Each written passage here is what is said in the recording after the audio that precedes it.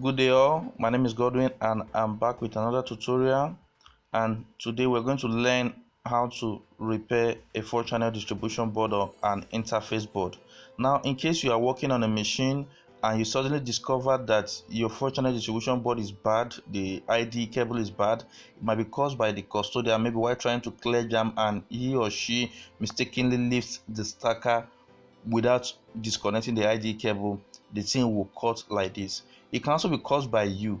You might be trying to remove the stacker, maybe you have a lot of things on your mind and you forgot to disconnect this 4-channel distribution board. Then it will happen like this. You will discover that this thing is cut. So when you see this thing that is cut like this, do not panic, because there's a solution for you. It's very easy to put it back. So now this pin, there are lots of pin here. All of them have where it is connected in this wire. Each pin has its own wire. So but before we reconnect it back, we need to cut off the old part of the wire that has already been torn. So carefully use a scissors and cut it out. Then after you finish cutting it out, then we will now guide this ID cable to the pin. You ensure that there's no dirt or nothing on the pin, so that when you guide it, everything will enter appropriately. So now watch carefully how I'm going to guide this ID cable to the pin. When you guide it, be sure that each of the wire rhymed with a particular pin, not that one is rhyming at one end and is not rhyming at the other end. So check carefully. When you finish, make sure that the cable crossed the pins a bit, so that you will have a space where you can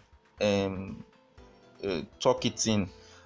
Now watch carefully how I'm going to use a flat. You need to use a flat screwdriver to be able to do this, and you need to do it carefully. The flat screwdriver doesn't have to be too big, it doesn't have to be too small. So watch carefully how I'm going to do it. I start by doing from the middle. So you will be choking in the middle inside small.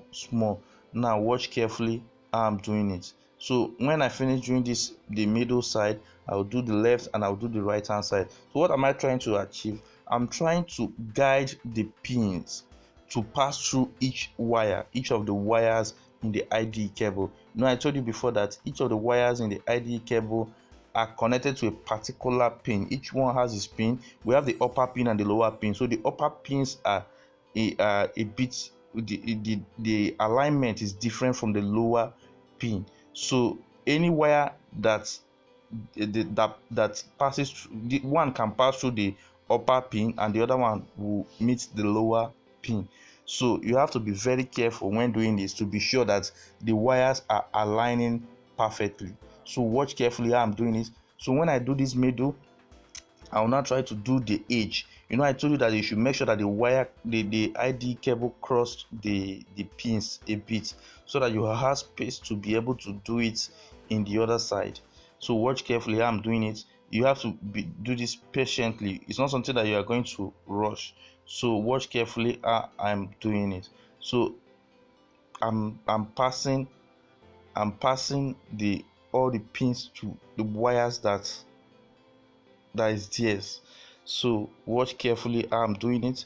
Forgive my hand is very dirty. I was already working on a very dirty machine when I discovered that the ID cable was bad, and I decided to do this tutorial as I'm fixing it, because many people do encounter this challenge and they might start requesting for another 4-channel distribution board. Now there are many other issues that might come up on 4-channel distribution board, where maybe some slots are not working. Those ones might be caused by most of the chips on the 4-channel distribution board, but that later we might go into that in detail. But for now, I'm going to teach you how to fix this ID cable, because that's one of the major issues we have in a 4-channel distribution board. So continue watching carefully how I'm doing it. So just patiently be doing it gradually. All the pins will pass through its own wire. It's a gradual process. So if you do the middle, do the other side, then you do this side. So when you finish, you still redo it again. So that's how we normally do it. Now, what's the function of this 4-channel distribution board? This 4-channel distribution board or interface board, it collects power from the controller board. It collects power from the controller board. Now it channels it to the 4 cassettes. That's why it's called 4-channel distribution board. It channels the power to the 4 cassettes. So when we load money into the cassette, the machine recognizes that there's money inside the cassette, and the machine picks from that cassette and all that. When the cassette is empty, it shows that it's empty and all that. All these things are done with the aid of this 4-channel distribution board. So this 4-channel distribution board, it collects information from the 4 cassettes and it sends it directly to the stacker. So, and these 2 IDE cables helps it in sending this information to the stacker. So this 4-channel distribution board too is also connected to the 2 vModule, the 2 DDU from the other slots over there. So that's where the 2 DDUs are connected, but this IDE cable is the one that is connected to the stacker. That's how it gets information from the stacker. So the 4-channel distribution board serves as a interface between the controller board and the DDU, that's the vModule. So that's it.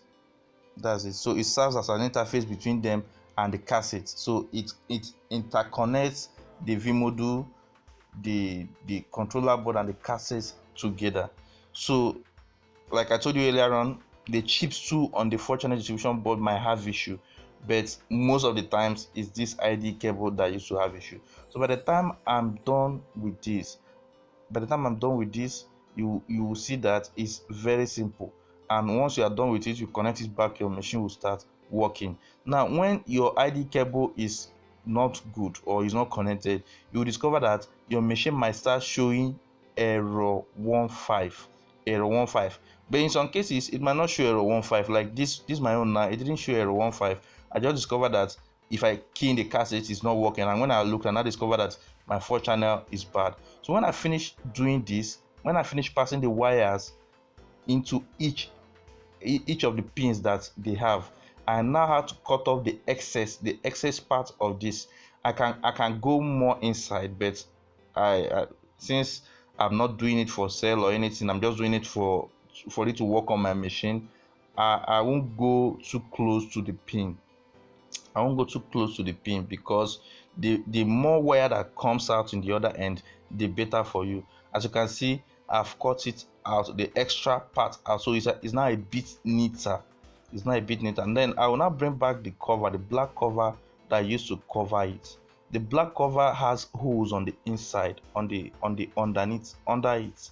So although it has a clip both left and right hand side, so most times when these things damages, you now discover that the clip has damaged. So but not to worry, you can still put it back without those clips. So when you put it in correctly, you have to press it with your hand very well, and you discover that the thing will stick inside. The thing will stick and will get very strong. Now I'm done with fixing my 4-channel distribution board. So these are the other chips I told you that might develop issue, that might be causing other errors, or one slot not to be working. Maybe 3 slots are working, 1 slot is not working. These other chips might cause it. So but for today alone, I'm just teaching you the IDE cable, because the IDE cable is a major thing that spoils in the 4-channel distribution board. So thank you for watching this tutorial, and don't forget to subscribe to our videos to be able to have access and to be able to get all our new videos whenever we post it. Thank you.